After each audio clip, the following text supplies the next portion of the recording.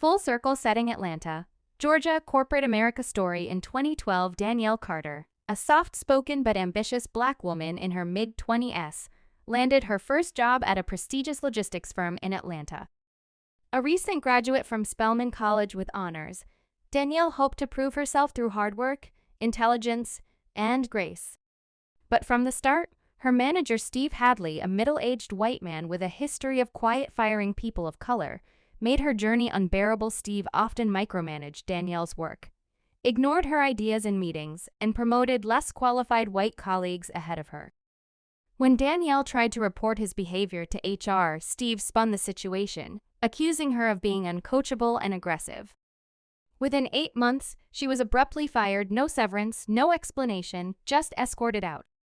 Devastated, Danielle moved in with her sister and took up freelance consulting to survive. But she didn't give up. Over the next decade, Danielle built her own career from scratch. She earned an MBA from Wharton, worked at top firms, and launched a tech-driven logistics startup.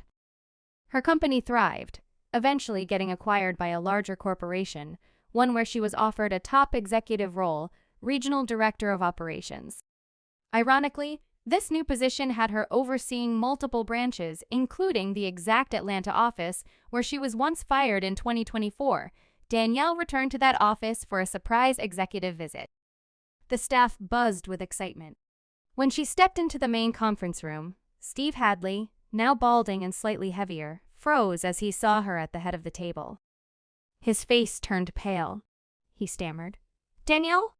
You're the new regional director," she smiled calmly. "Yes, Steve. I'll be overseeing this office now." As the meeting progressed, Steve tried to play it cool, but Danielle had not forgotten.